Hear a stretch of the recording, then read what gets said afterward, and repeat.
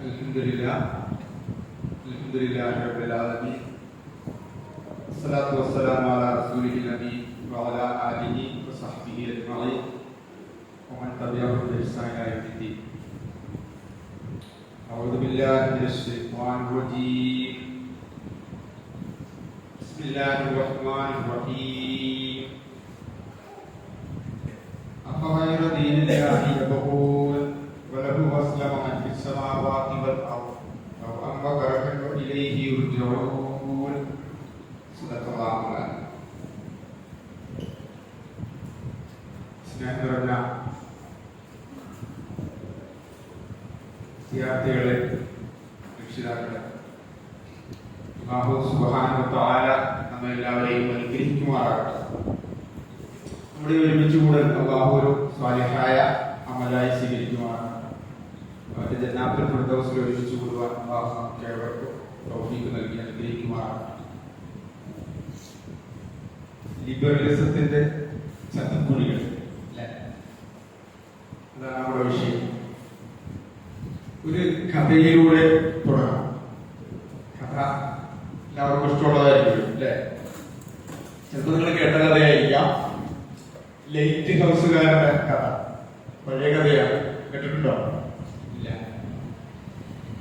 Light house നമുക്കറിയാലോ, കടലിലൊക്കെ ദിശ അറിയാൻ വേണ്ടി ഉയരത്തിൽ കത്തിച്ചു വെക്കുന്ന പഴയ കഥയായതുകൊണ്ട് ലൈറ്റ് ഹൗസ് വർക്ക് ചെയ്യുന്നത് പഴയ ഇന്ധനം വെച്ചിട്ടാണ് അത് കത്തിക്കുക. അപ്പൊ ഗവൺമെന്റ് നിയോഗിച്ച ലൈറ്റ് ഹൗസുകാരൻ, അദ്ദേഹം ലൈറ്റ് ഹൗസ് വർക്ക് ചെയ്യാൻ അദ്ദേഹത്തിന് ഒരു മാസത്തേക്കുള്ള ഇന്ധനം, എണ്ണ ഗവൺമെന്റ് കൊടുക്കും.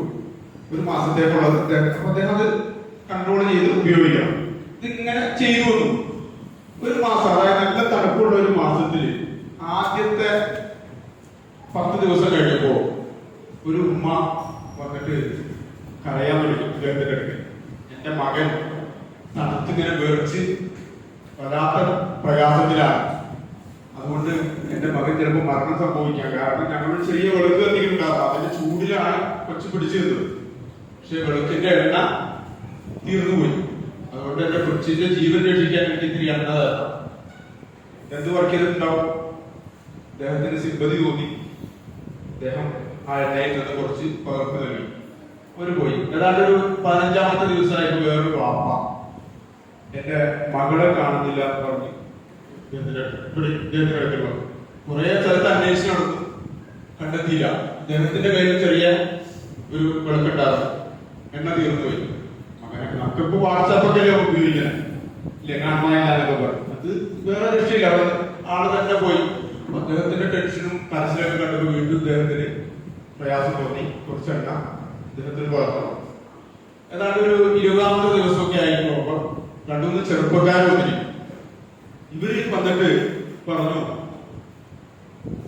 ഞങ്ങൾക്ക് ജോലി എടുക്കാൻ പറ്റുന്നില്ല, ജോലി സ്ഥലത്ത് ലൈറ്റ് ഇല്ലാത്തതുകൊണ്ട് ജോലി പറ്റുന്നില്ല, ഞങ്ങളുടെ വീട് പട്ടിണിയാണ്, മക്കളൊക്കെ വല്ലാത്ത പ്രയാസത്തിലാണ്, ഞങ്ങൾക്ക് ഇത്തിരി ഇന്ധനം തരും, ഞങ്ങളുടെ കുടുംബം പട്ടിണിയാവില്ല, പിള്ളേരൊക്കെ വല്ലാത്ത പ്രയാസത്തിലാണ്.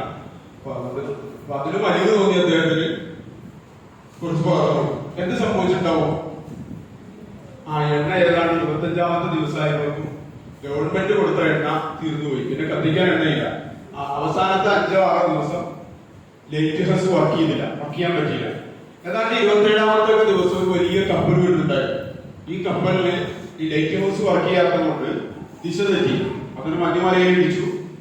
ആ കപ്പലിലുള്ള കോടിക്കണക്കിന് രൂപയ്ക്ക് പോയി, എല്ലാം നശിച്ചു, മുങ്ങിപ്പോയി. അതേപോലെ അതിലെ എല്ലാ ജീവനക്കാരും മരണപ്പെട്ടു. എന്തുണ്ടാവും? ഗവൺമെന്റ് തലത്തിൽ നിന്ന് അന്വേഷണം വന്നപ്പോൾ ലൈറ്റ് ഹൗസ് വർക്ക് ചെയ്തിട്ടില്ല. ഇദ്ദേഹത്തോട് കാരണം ചോദിച്ചു. അദ്ദേഹം ഈ കാരണമൊക്കെ പറഞ്ഞു. ഗവൺമെന്റ് സമ്മതിക്കുമോ?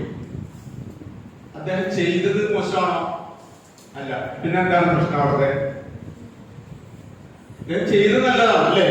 ഒരു മനുഷ്യനെ സഹായിക്കണം, പല ആളുകളെയും സഹായിക്കുകയല്ലേ ചെയ്തത്. പക്ഷെ ഗവൺമെന്റ് സമ്മതിച്ചു. എന്തുകൊണ്ട്? എന്തുകൊണ്ടാണ് ഗവൺമെന്റ് സമ്മതിക്കാത്ത? ഏൽപ്പിച്ച ഉത്തരവാദിത്വമല്ല കൃത്യമായിട്ട് നിർവഹിച്ചത്. നന്മയാണ് ചെയ്തത്, പക്ഷെ ഏൽപ്പിച്ച ഉത്തരവാദിത്വം നിർവഹിച്ചുകൊണ്ടായിരിക്കണമായിരുന്നു എന്ത് ചെയ്യേണ്ടത്? അദ്ദേഹത്തിന്റെ ജോലി പോയെന്ന് മാത്രമല്ല, അദ്ദേഹത്തിന് തീരാതെ, കാരണം അദ്ദേഹത്തിന് ചെറിയൊരു എന്താ പറയാ വർക്കിന്റെ ആ റെസ്പോൺസിബിലിറ്റി ഇല്ലാത്തത് കൊണ്ട് ജീവിതത്തിൽ ഒരുപാട് ആളുകൾ മരണപ്പെട്ടു, വലിയ നഷ്ടങ്ങൾ ഉണ്ടായി അദ്ദേഹത്തിന്റെ ജീവിതത്തിൽ. ഡോക്ടറുണ്ടോ? അങ്ങനെ സംഭവിച്ചു പോയി ഇല്ലേ? ഇതിണ്ടായതുകൊണ്ടാണ് നിങ്ങൾ അങ്ങനെ പറയുമ്പോൾ എനിക്കൊരു ഡൗട്ടാണെന്ന് തോന്നുന്നു, അതുകൊണ്ടാണ്.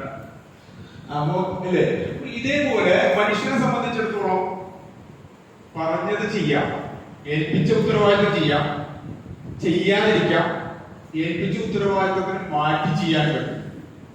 3 ടൈപ്പ് ചെയ്യാം. പറഞ്ഞ പോലെ ചെയ്യാം, ചെയ്യാതിരിക്കാം, പറഞ്ഞ പണിയാണെന്ന് പറഞ്ഞിട്ട് മാറ്റി ചെയ്യാം. പറഞ്ഞ പോലെ ചെയ്യുന്നവരെ കുറിച്ച്, അള്ളാഹുവിന്റെ ഓർഡർ അനുസരിച്ച് ചെയ്യുന്നവരെ കുറിച്ച് എന്താ പറയാ ഖുർആൻ? അവരാരെ? മുഅ്മിനീകൾ, വിശ്വാസികൾ. ചെയ്യാത്ത ആളുകളാ നിഷേധികൾ, കാഫിറുകൾ എന്നൊക്കെ പറയും, നിഷേധികൾ. 3ാമത്തെ ആളേതാ? പറഞ്ഞിട്ട് ഞങ്ങൾ ചെയ്യണ്ട എന്ന് പറഞ്ഞിട്ട് ഉടായ്പ കാണിക്കുന്ന ആളുകൾ, മാറ്റി ചെയ്യുന്ന ആരാ? മുനാഫിക്കുകൾ കേട്ടിട്ടുണ്ട്, കപടന്മാര്, അകത്തുനിന്ന് പുറത്തു കയറുന്നു. ഈ 3 ടൈപ്പ് മനുഷ്യരിലുണ്ട്.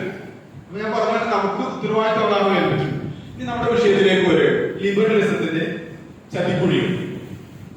ലിബറലിസം എന്ന് വെച്ചാൽ എന്താ? നിങ്ങളുടെ മനസ്സിലുണ്ടാവുമല്ലോ ലിബറലിസം. Freedom, over freedom. അങ്ങനെ നിങ്ങൾ തുറന്ന് പറഞ്ഞോട്ടോ. നമുക്കിവിടെ എന്ത് പറഞ്ഞു ഇങ്ങനെ സംഭവത്തിൽ നിങ്ങളുടെ ഇപ്പോഴത്തെ നിങ്ങൾക്കറിയാമോ, ഇപ്പൊ നിങ്ങൾ ചെയ്തുകൊണ്ടിരിക്കുന്ന പഠിത്തമുണ്ടല്ലോ, എത്ര വിദ്യാർത്ഥികളാണ് പഠിച്ചിറങ്ങുന്നത്? എല്ലാവർക്കും ജോലി സാധ്യത ഉണ്ടോ? ഇല്ല. അപ്പൊ മുന്നോട്ട് വരുന്നവർക്കാണ് എന്ത് കിട്ടുള്ളൂ? അവസരമുള്ളൂ. അതുകൊണ്ട് നമ്മൾ പതുങ്ങി നിന്നാൽ നമ്മുടെ അവസരം നഷ്ടപ്പെട്ടു. മുന്നോട്ട് വരിക. എന്നിട്ട് നഷ്ടപ്പെട്ടാൽ പിന്നെ നമുക്ക് എന്ത് ചെയ്യാം? കുറച്ചൊരു വിദ്യാർത്ഥി പറയും നമ്മൾ മുന്നോട്ട്. അപ്പൊ നമ്മുടെ അഭിപ്രായങ്ങൾ തുറന്ന് പറയണം. പേരെന്താ?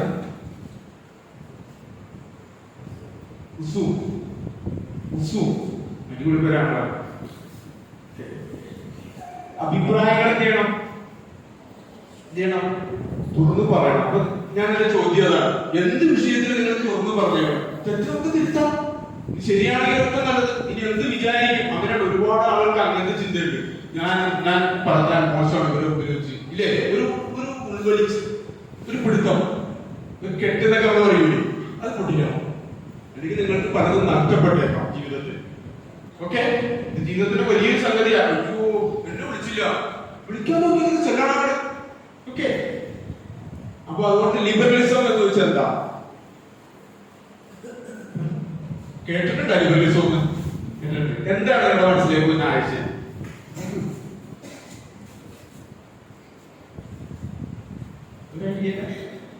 സ്വാതന്ത്ര്യം ഇല്ലേ? ഓവർ ഫ്രീഡം, ഓവർ ഫ്രീഡം എന്ന് പറയും. അങ്ങനെയാണ് നമ്മുടെ മനസ്സിൽ മൊത്തം. ഓവർ ഫ്രീഡം ഒരു അഭിപ്രായം. ലിബറലിസം കേട്ടിട്ട് എന്താ നിങ്ങളുടെ വഴി? ചതിക്കുഴികളിൽ ചതി ഉണ്ടോ? അതില് എന്താന്ന് മനസ്സിലായാലോ ചതി ഉണ്ടോ എന്ന് അറിയാൻ പറ്റുള്ളൂ. ഉണ്ടോ? ലിബറലിസം അങ്ങനെ കേട്ടിട്ടുണ്ടോ? ലിബറലിസത്തിന്റെ ലക്ഷണങ്ങൾ എന്തൊക്കെയാ? അന്ന് അങ്ങനെ ചോദിക്കാം. നമ്മൾ എന്ത് കാണുമ്പോഴാണ് ലിബറലിസം എന്തുമായിട്ട് ബന്ധപ്പെട്ട് കിടക്കണേ? നമ്മുടെ ഇഷ്ടത്തിനനുസരിച്ച്. നല്ലൊരു ആൻസറാണ്. ഫ്രീഡം പറഞ്ഞു, നമ്മുടെ ഇഷ്ടത്തിനനുസരിച്ച്. എന്റെ ശരീരം, എന്റെ ഇഷ്ടം അല്ലേ? ആ ഒരു പോയിന്റ് അതിലെ ഒരു വലിയ മെയിൻ പോയിന്റാണ്. പിന്നെ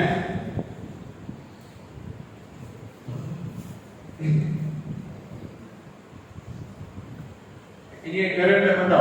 വലിയ പോയിന്റ്സ് ആണ് പറഞ്ഞത്.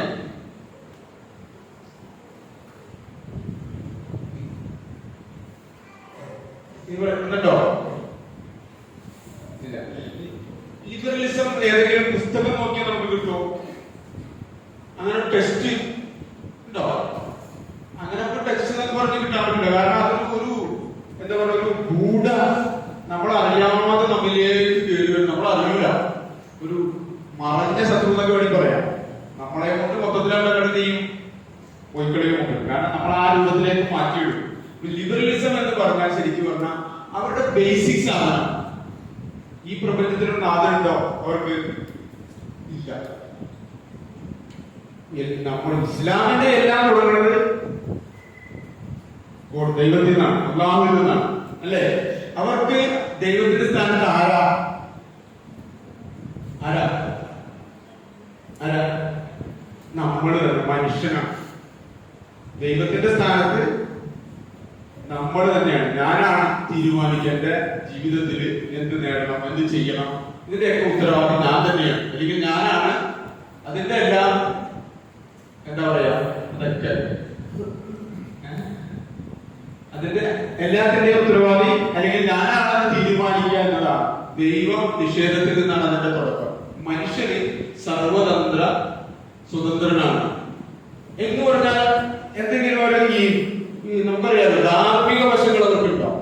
അത് ചെയ്യണേന് എത്തിക്സ് എന്നൊക്കെ നമ്മൾ പറയുകയും അത് എന്ത് ചെയ്യാന്നുള്ളത് അങ്ങനെയാണോ? എന്തും എനിക്ക് തോന്നണൊക്കെ ചെയ്യാം അങ്ങനെയാണോ? അത് എന്തെങ്കിലും ധാർമ്മിക വശം ഉണ്ടോ? അങ്ങനെ തോന്നിയിട്ടുണ്ടോ ധാർമ്മിക വശം ഉണ്ടെന്ന്? പൊതുവെ എന്തും തോന്നണൊക്കെ ചെയ്യുന്ന ഒരു തരമാണ്. അല്ല, ഞാൻ പറഞ്ഞത്